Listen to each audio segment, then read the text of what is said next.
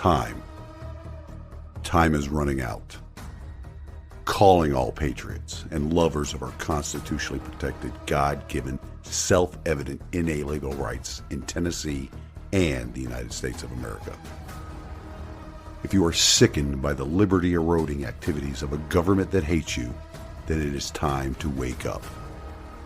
If you are fed up with the tyrannical leadership on display by all levels of government, now is the time to listen to your reveille call.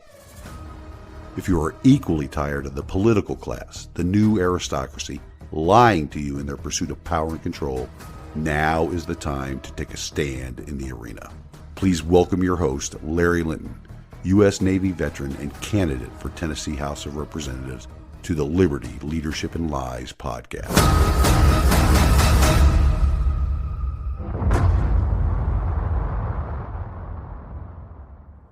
Welcome back, ladies and gentlemen, to this week's episode of the Liberty, Leadership, and Lies podcast. The topic of liberty is up in the rotation for this week, which is the final week of a 3-week engagement here in the Permian Basin. Yep, I'm on my way home to see my lovely bride and our loyal puppy, Harlow. After a brief time at home, there will be a small trip ahead for the family. Denise, Harlow, and I will be traveling to North Carolina to visit my brother and my mother. As I informed the audience in the weekend update, Bill has been released from the hospital, and it will be great to see him again. Thank you all once again for all of your prayers. He and the entire family really appreciate them. Last week's episode was too packed to plug the Tennessee Freedom Summit coming up next month in Nashville, so I will do it in this week's episode. This event is a gathering of Tennessee's most influential conservatives in media, policy, advocacy, and activism, and is hosted by the Tennessee Conservative. It will occur on the 19th and 20th of August in Nashville. Do you want to know what you'll discover at the Tennessee Freedom Summit? Well, no, you're not alone, even though you may feel like it. At the Tennessee Freedom Summit, you'll meet hundreds of like-minded patriots committed to moving our state in a more conservative direction. You'll walk away with new connections, information, and strategies for making a real difference in the volunteer state. Plus, it's going to be a lot of fun, so get your tickets today. There's an impressive lineup of speakers that include State Senator Janice Bowling, Robin Steeman of Moms for Liberty, Tony Venable of Americans for Prosperity, and many others. So if your schedule permits, and if you can afford the gas prices in Biden's economy, make plans to attend. For more information and to get your tickets, head over to TennesseeFreedomSummit.com. Again, that is TennesseeFreedomSummit.com. You know, there are many ways to keep up with my campaign. You can like or follow all of the social media pages. I'm on Facebook, MeWe, Twitter, True Social, Instagram, and Telegram. You can also keep up with my campaign by subscribing to the newsletter. You can do that by sending an email to larry-for-tn12@protonmail.com.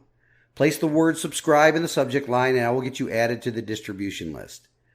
You can also find a link to all of the show's archived episodes of the podcast, in addition to my campaign information, on the website of libertyleadershipandlies.com. All one word.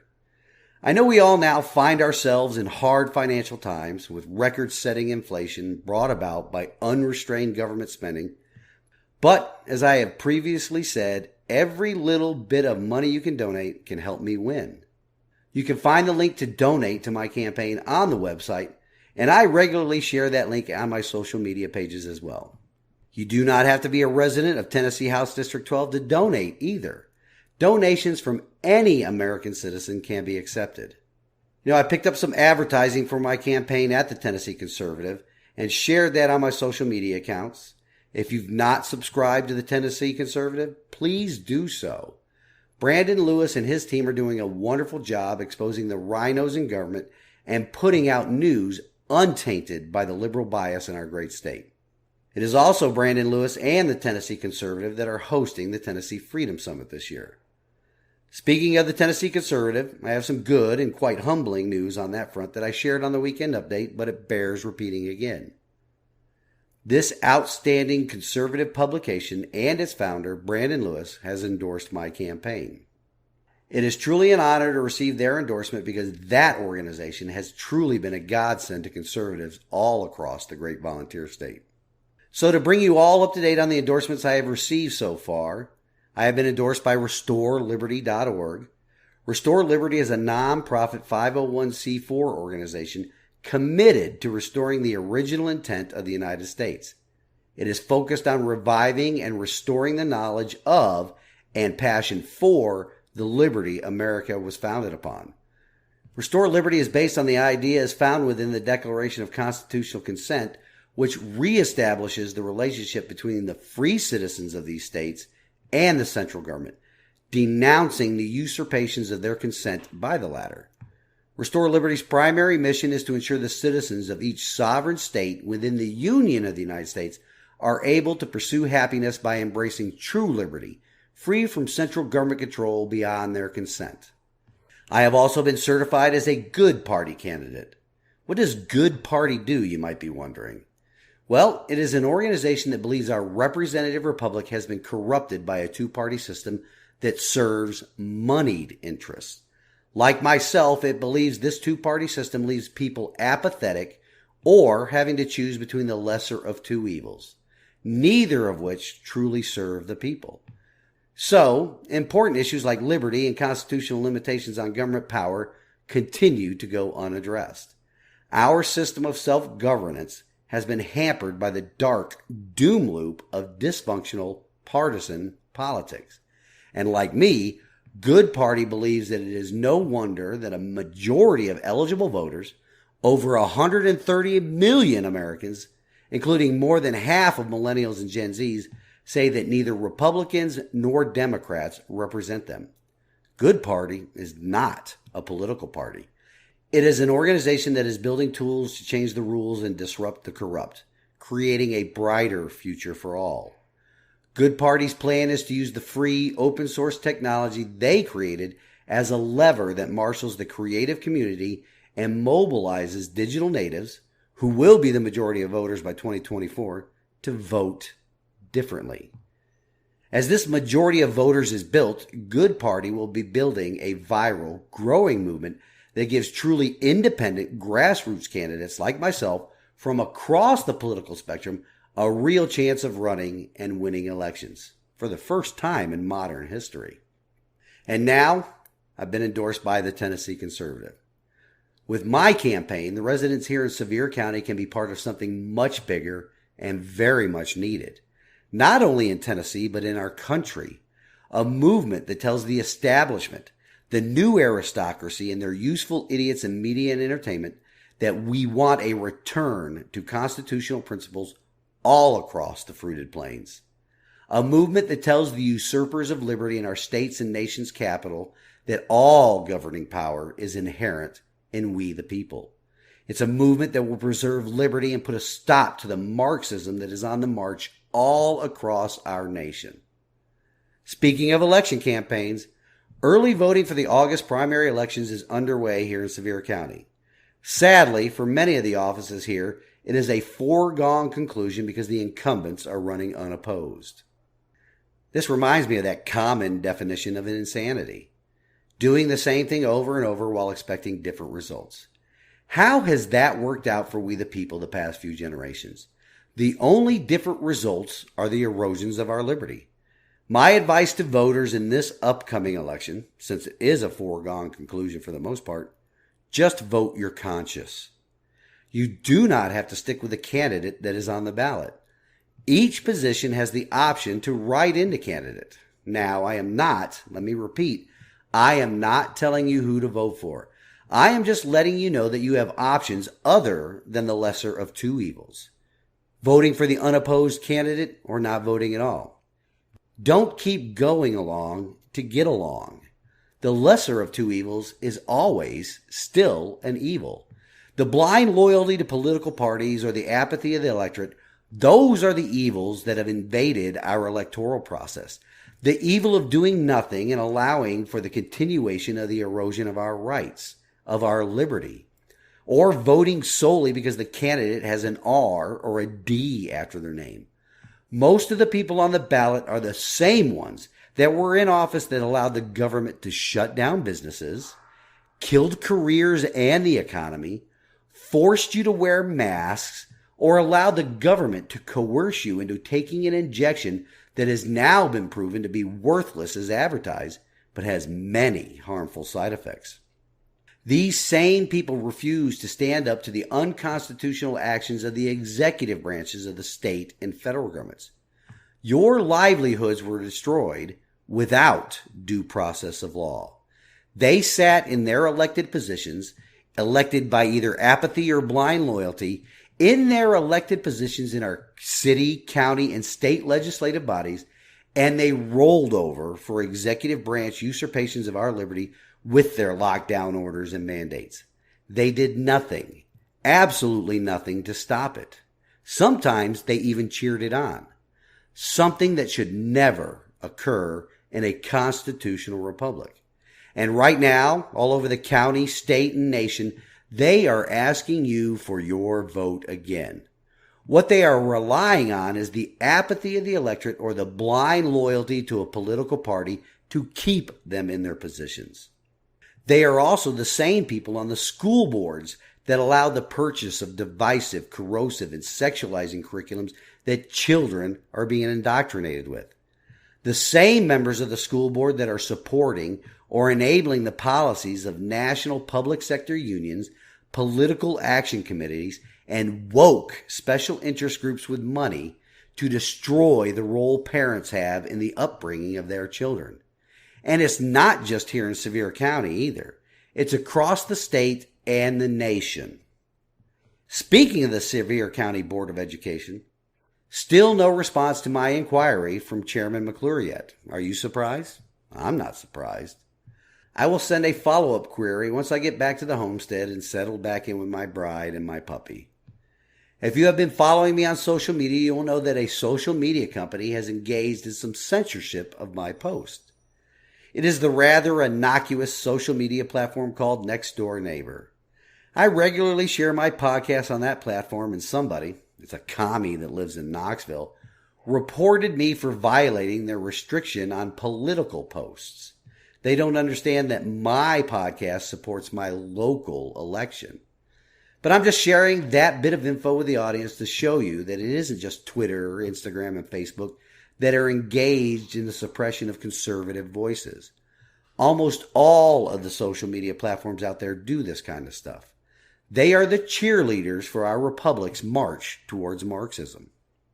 They are thinking they will be granted a seat at the table for doing their little part as ministries of truth for the new aristocracy. These useful idiots are able to do that for the primary reason that conservatives are, for the most part, critical thinkers, and the commies are not. They are collective thinkers with a herd mentality. These social media overlords cannot have critically thinking people possibly influence their blind followers away from their herd. So they restrict conservatives. They need more people to be part of the herd so the new aristocracy can maintain their control. So the usurpers of liberty can continue our country down the path of destruction, marching towards Marxism. But back to voting though, and this is important. Show up on election day and vote like your liberty and the liberty of your children and grandchildren depend upon it. Because, and this is not hyperbole, the maintaining and continuing of the liberty our founding fathers passed along to us does depend on your vote. Every legal vote. This and every future election is the most important election of our time. We're going to continue the theme somewhat from last week in the area of government education. We'll talk a little bit about how these special interest groups, along with their bought and paid for elected officials, how they are continuing our nation on its march towards Marxism. I previously spoke about Professor Larry Arnn of Hillsdale College and his remarks at a recent event alongside Trans-Republican Governor Bill Lee recently. Teachers all over the state of Tennessee, yes, even here in Sevier County, got all upset about those remarks. It even got the attention of Tennessee State Representative Mark White. You may or may not know who he is or what part of the state he represents, so for some background, I'll give you that information. Representative White represents the 83rd District, which consists of part of Shelby County. Yep, some of that area around Memphis. That's a bastion of conservatism out there, right? He is listed as a Republican, but is that true? This is the important part, though. He is also chairman of the Tennessee House Education Administration Committee. He chairs the committee that is largely responsible for how so-called public education is administered here in the great volunteer state. Like every member of the Tennessee House of Representatives, he is up for re-election this year. Being that he lives on the complete other side of the state, I have not paid too much attention to him up until this point. That all changed, though, with his recent public statements in the wake of Professor Arndt's statements. For starters, though, let's list some of the political action committees that have donated to him. They are Great Public Schools Political Action Committee, Pfizer's Political Action Committee. Although that may not have any bearing on government education system marching us towards Marxism, Pfizer's donations have definitely had an impact on our medical liberty in the state and in the nation, and the medical liberty of our children. There's also a group called Tennesseans for Putting Students First. Interesting tidbit about that group is that they support a voucher program for schools. Continuing on, though, Chairman White has also received campaign contributions from the Tennessee Education Association. Gee, imagine my surprise. That is an affiliate of the National Education Association that was a topic in last week's show. The supposedly public sector union that lobbies government and elected officials on behalf of policies that are designed to limit the role of families in their children's education and leave it completely up to the communists in government. There are many government sector or government department political action committees that donate to him as well. Isn't that special? Government-paid lobbyists, meaning taxpayer-paid lobbyists, using our sweat equity again against us. I implore the audience to always look into who is financially backing these candidates that are in office currently or running for office. Those donations are almost always a good indicator of the policies and laws these elected officials will propose or support in your local, state, and federal offices. Are these candidates receiving the majority of their campaign donations from people in their district along with their friends and family? Or are they receiving large sums of money from outside their district? From political action committees or special interest groups that do not have yours, the constituents' best interests at heart. But let's get back to Chairman White and his recent news-making statements. Representative White stated Hillsdale College's plan to operate dozens of charter schools in Tennessee has been shattered because of the comments made by Professor Arndt.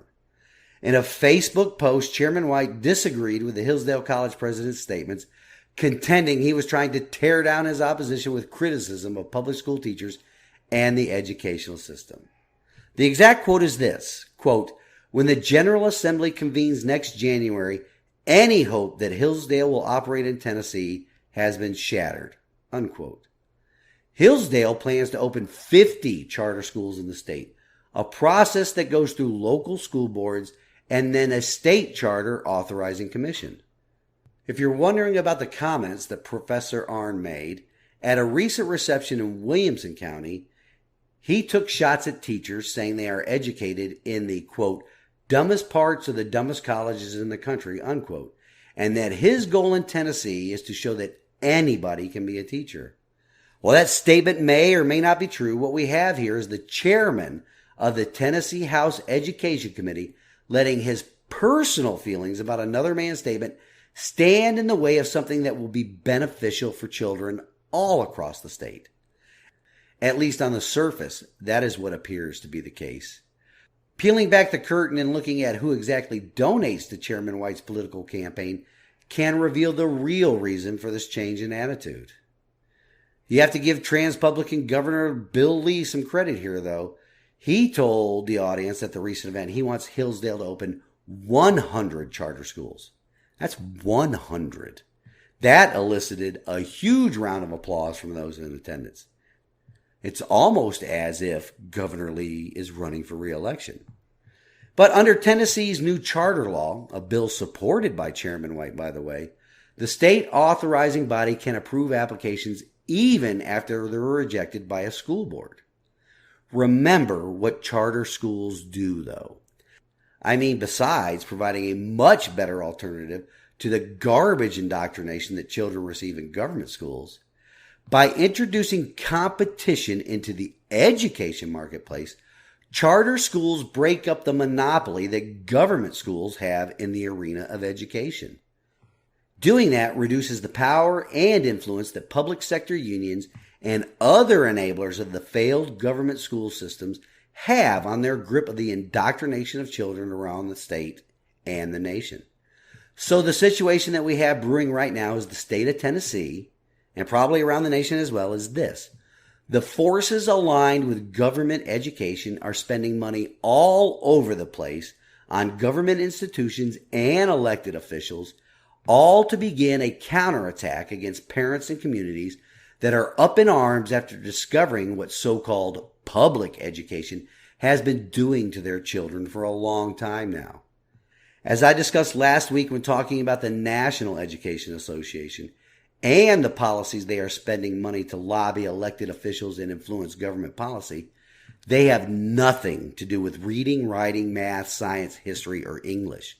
They have everything to do with mind and gender bending the current and future generations of children here in Tennessee and around the country. Remember, this attack will not come from just elected officials that receive campaign donations or lobbying efforts. It will come from the leaders of organizations such as Tennessee Organization of School Superintendents. In a recent article I read, they came out with the following statement with regard to the president of Hillsdale College's remarks, quote, "Unfortunately for Mr. Arnn, a public school critic, a public school education also confers the ability to listen, analyze, discern, and comprehend.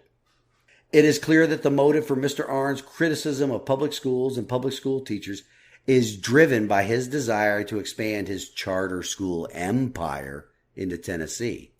And from all indications, he has the assistance he seeks in this endeavor.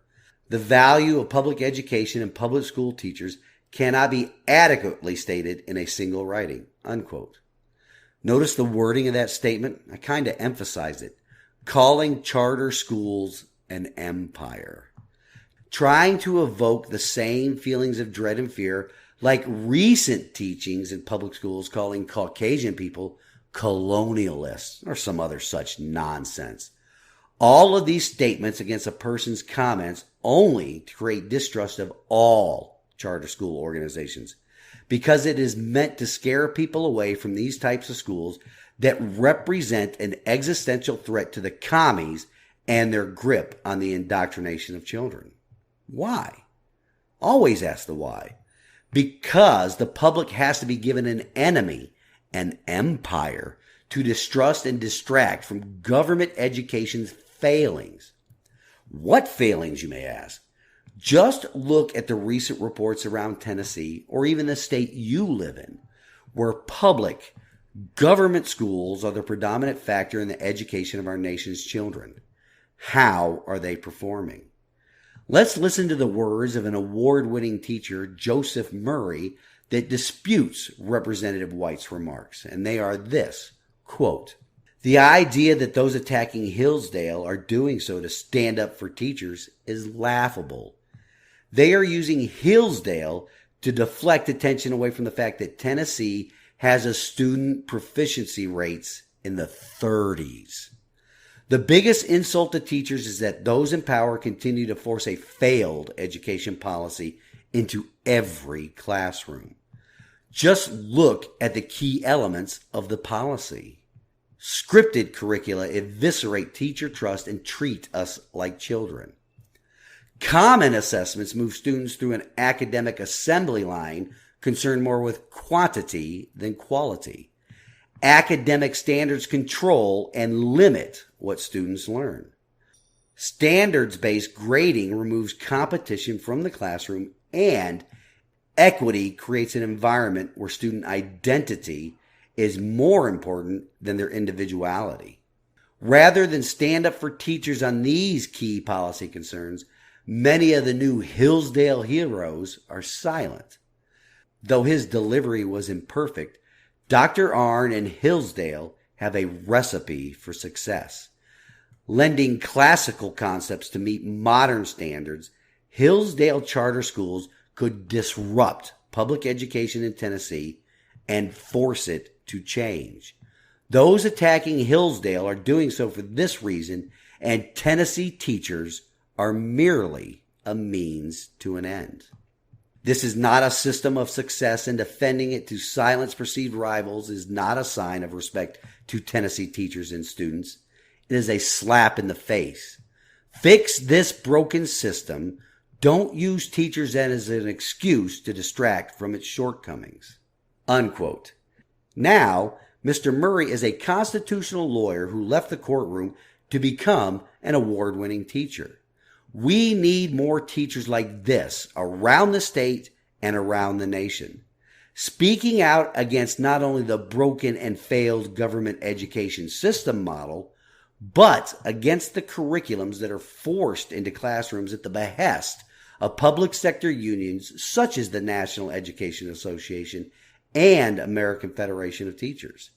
If you are a teacher in a government school system right now and are not speaking out against those two things, I can only surmise two things from that.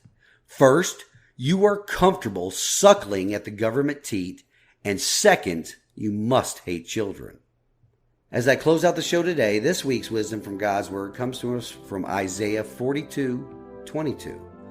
But his own people have been robbed and plundered, enslaved, imprisoned, and trapped. They are fair game for anyone and have no one to protect them, no one to take them back home. Our people, our fellow American citizens, and the citizens of the great state of Tennessee have been robbed of our liberty by the institution put into place to protect it.